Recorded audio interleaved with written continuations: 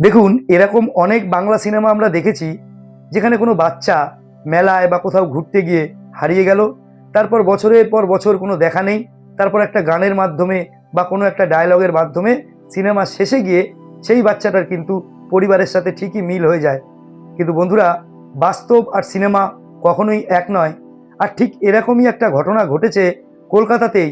একজন ভদ্রলোক, তার নাম দীপক চ্যাটার্জি, তিনি ৩৩ বছর ধরে তার পরিবারকে খুঁজে বেড়াচ্ছেন পাগলের মতো।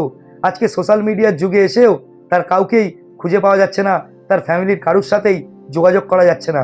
কি অদ্ভুত না বন্ধুরা!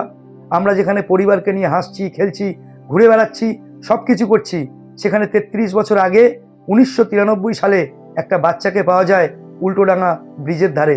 একটা ভীষণ ভালো পরিবার সেই বাচ্চাটিকে দত্তক নেয় এবং তাকে বড় করে। তার বর্তমান নাম দীপক চ্যাটার্জি।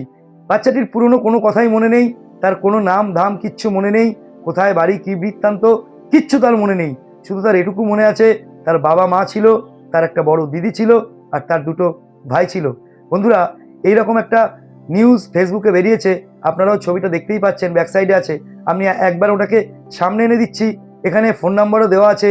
আপনারা কেউ যদি এনার পরিবারের কোনো খোঁজ পেয়ে থাকেন বা এনার সম্বন্ধে কোনো সামান্য কোনো কিছুও জানা থাকে, কোনোভাবে যদি এনাকে হেল্প করতে পারেন, তাহলে অবশ্যই এগিয়ে আসার চেষ্টা করবেন।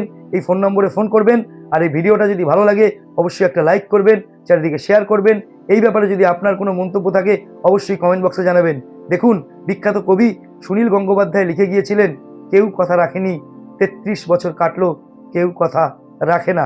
উনি হয়তো ভাবেননি যে সত্যি সত্যি এরকম একটা ঘটনা ঘটে যাবে, যে ৩৩ বছর ধরে একটি বাচ্চা সে বড় হয়ে যাবে কিন্তু তার পরিবারকে খুঁজে পাবে না। এটা ভীষণ দুঃখজনক। তাই বন্ধুরা, সবাই এগিয়ে আসুন, চ্যানেল সাবস্ক্রাইব করে আমার পাশে থাকুন। সবাই ভালো থাকবেন। Thank you.